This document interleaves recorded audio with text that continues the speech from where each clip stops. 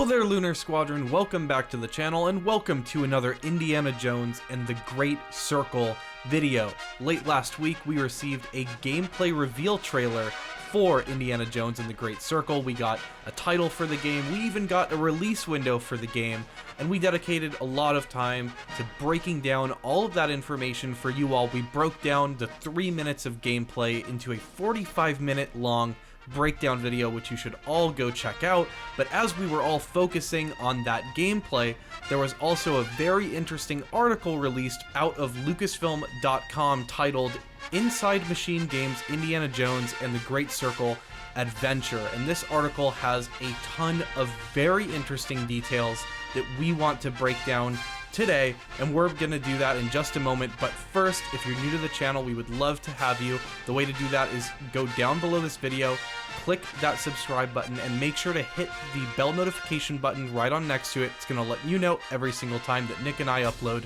the latest and greatest Indiana Jones and the Great Circle videos here on YouTube. That said, Nick, ready to get into this one? I'm always ready to talk Indy. Me too. Let's do this, guys.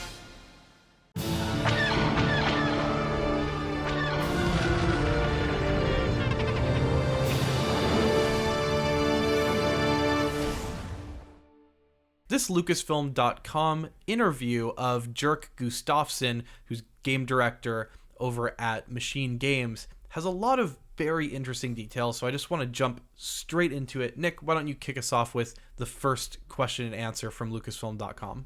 Yeah, definitely. So this interview starts off with Lucasfilm asking, fans have been asking for a new indie game for years, and one that could take advantage of modern technology. Can you talk about getting the opportunity to create that game and the challenge that comes with it? And Jerk responds with, for many of us at MachineGames, Raiders of the Lost Ark was one of the major childhood moments that we will never forget. Taking part in that great adventure shaped a lot of our collective creative minds and has affected our creative output in a deeper way than I think even we understand. Which means that getting the opportunity to work on this game was mind-blowing. At first, it felt a bit terrifying, but as we started working on it, getting into that sense of wonder, excitement, and awe that we felt when watching Raiders for the first time, development began to flow naturally. One of our goals is to bring Indiana Jones to the high-quality gaming experience of today while still maintaining the mood and style of the movies made back in the 1980s. And Andreas, what I love about this answer from Jerk here is it gives us some insight as to where the headspace is at MachineGames, and I absolutely love it because they are trying to capture that energy and essence of the original 3 films, which is exactly what we got from that gameplay trailer. And I think it's fair to say that there's a pretty clear line of demarcation between the 4th and 5th movie and the original 3 movies and just the energy that comes with them. And it's really nice to see that they want to have a modern game with the energy of those original 3 films. I think that is a great place to start.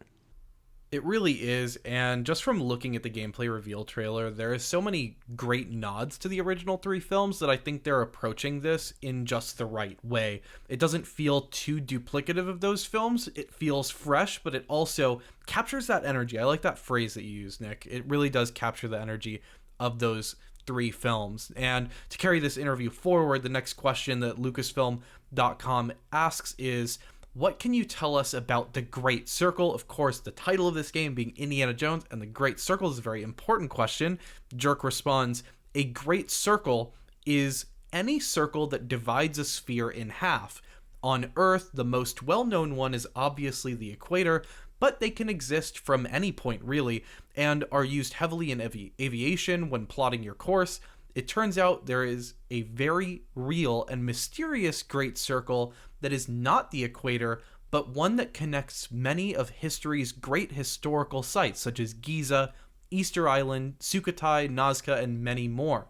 Their connection has remained a mystery, and this provides the perfect adventure for our game. Nick, this is something that we touched on in our 45-minute long breakdown, and I think the most notable thing here is while we've seen Sukhothai, we've seen Giza, it looks like the mentions of Easter Island and Nazca are new to this article. I'm wondering if he's just mentioning that these happen to be on that real-world Great Circle, or if these are locations that we can maybe even expect to go to in the game. I know Nazca would be a returning location, given that we had a bit of Nazca in Kingdom of the Crystal Skull, but Easter Island would be a really cool thing to dig around as Indiana Jones.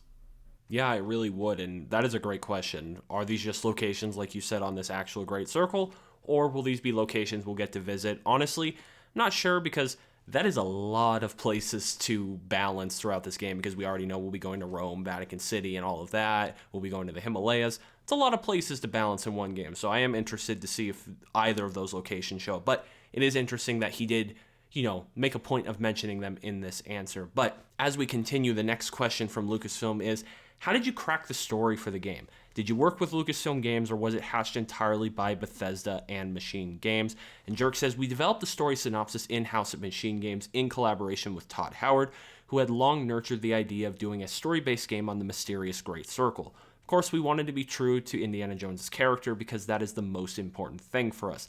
And be sure that where his story is at that point in time, and be sure that this chapter fits into Indy's story. Definitely, their heads are in the right place. You can tell from these answers. At least he is saying the right things. But he continues by saying, when we come into the story, it's almost a year after Raiders, and we wanted to explore where Indy would be at this time, having just separated from Marion, being sort of lost again adrift in his own obsessions with his work. For that, we had enormous help from the team at Lucasfilm Games, in addition to vetting the story with them for creative feedback to make sure that we stayed true to the franchise. Andreas, this is pretty big character information and story information about the Indiana Jones franchise that is canon, about his character that we didn't really know. Like, obviously, we know he separates from Marion at some point, but providing a lot of context about the original 3 films here throughout this game. Yeah, we've always wanted to know exactly what goes on between these 2 films, being Raiders and Last Crusade, and this is simply something that the movies could not touch on, but it is perfect for the video game medium to go back in time to the 80s, like we were saying earlier, and transport Harrison Ford to that age in the video game format so that we can see what happens. I think this is an area that Indiana Jones fans have always wondered about, and I can't wait to dig into some answers on the story front. But now on the gameplay front, I kind of want to switch gears and talk more about gameplay. And on that front, the interview does switch gears at this point, saying the gameplay looks amazing. How did you approach bringing that indie-esque sense of action and adventure into the video game form? Jerk responds, we based our philosophy of the gameplay around the character of Indiana Jones. He's not a superhero. He is a very agile and tough archaeologist. When you overcome the numerous obstacles in your way, it takes a lot of effort and hard work, like a real human being. There's also a sense of dread, like you are just about to stumble over the precipice, or the branch you're holding onto is about to break. Similarly, combat should feel grounded and heavy, with a lot of focus on hand-to-hand fighting, improvising by picking up a clay jar to throw on an enemy's head, or using the whip to disarm someone pointing a gun at you. A third major component is, of course, the discovery of all these historical moments hidden in the earth or in the sand.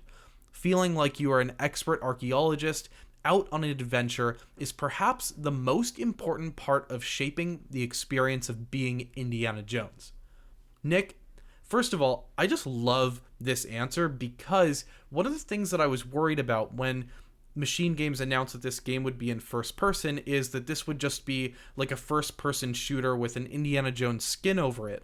And hearing their approach to gameplay being centered around Indiana Jones as a character, as an archaeologist, is a great way to approach this. I think this is exactly what's going to set this game apart from other first-person shooter games based off of famous movie IP. I'm thinking like the old James Bond games, for example.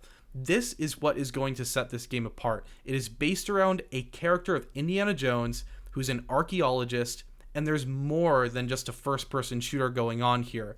There's a lot of depth to the archaeology. There is some of that improvisation that you're used to Indiana Jones doing. Like they mentioned the clay pot. You've got the whip. And I think all of these things are going to add an extra dimension to this game. Yeah, definitely. Again, Jerk is just saying the right things at the right time. Like, I really like the whole, he's not a superhero, so he shouldn't feel like a superhero. He should feel like a human who sometimes he just gets lucky and sometimes he's just that talented. That is exactly who Indy is as a character, and it's nice to see them attempting to reflect that in their gameplay. I think that's a really cool place again to start. Like, they're saying all of the right things. So far, so good. And then one of the big things that people are really talking about when it comes to this game is the perspective that you will be playing in, that being mostly first person. And LucasFilm.com directly asked, where they say, seeing the world through Indy's eyes is especially exciting. Did you always want the game to be first person, or did you try third person or other formats in the development process? And he says, first person gameplay is a part of MachineGames' DNA, and we wanted to see how we could use this to create a really immersive experience around stepping into the shoes of the world's most famous archaeologists. It also separates our game from many other action-adventure titles, making it a unique experience that you cannot find anywhere else. I wonder what game he could possibly be talking about. However, we still want to show Indy as much as possible. So, we have a seamless flow between first-person gameplay and third-person action events and cinematics. Andreas, that last sentence is really interesting to me because they talked a little about when it would switch to third person, that being, environmental traversal and stuff like that. But it does sound like from this answer, they really do want to find a careful balance between first person and third person. I'm not saying it's going to be 50%, but it does sound like we're going to be having a little more than maybe like a 90-10 split where 90% of the time you're in first person. It does look like they're going to make an effort to let us see Indy in the third person as much as their game can afford it. Yeah, I'm definitely getting a sense of balance here. They want you, on the one hand, to recognize that you are playing as an iconic character by being able to look at Indiana Jones, but they also want to balance that with the feeling of having a tactile first-person experience with the puzzles that you're solving. And I hope they're able to carefully strike that balance to where we are able to appreciate both of those facets of this game. And another element that I think is really going to set this game apart from the rest is the whip here. And Jerk goes on to comment about the whip in particular, saying, our main goal has been to make the whip as useful and versatile as possible. What usually comes to mind when thinking about the whip is as a traversal tool to make your way around the environment, swinging and climbing. But as we started working on it, we focused primarily on combat, as we knew that would be the most challenging part of the feature. Not only making it work well in combat, but also in combination with other important combat tools like hand-to-hand and use of in-world items. We also decided to go for a fully simulated whip, which made it challenging from a technical perspective, but we gained that gritty and realistic feel to it that is so important to us. Nick, the thing that really struck me here is the fact that it's a fully simulated whip. I was not quite sure what to expect out of the whip in this game. I wasn't sure if we would just get a handful of stock animations, but it looks like they went for the fully simulated whip, which I think is really cool.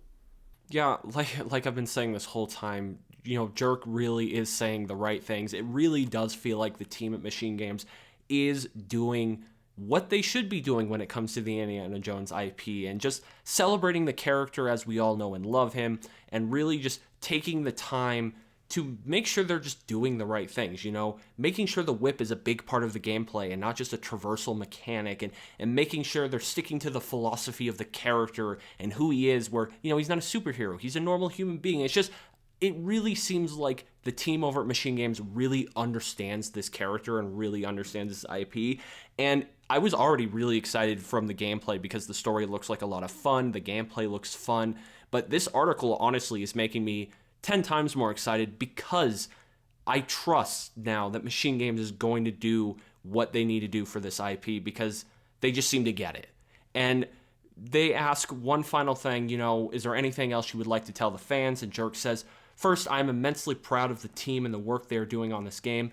It's a combined MachineGames experience and a classic Indiana Jones adventure in one, and we hope that when you play the game, it will feel like you are discovering an Indiana Jones story that sits perfectly in between Raiders of the Lost Ark and The Last Crusade.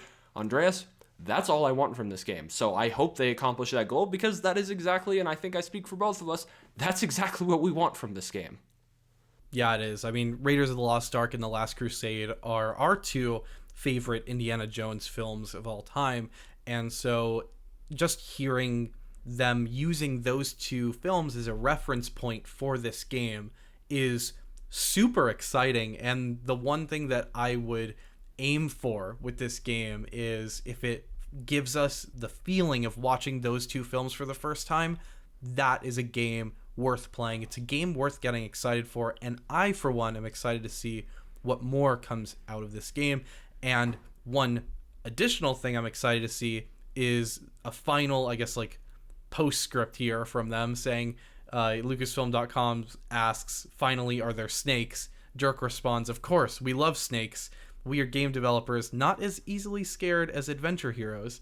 And I think this is also cool. Like, there's going to be snakes in the game. We knew there were going to be spiders, but now there's snakes too. So just exciting things to look forward to all over the place here.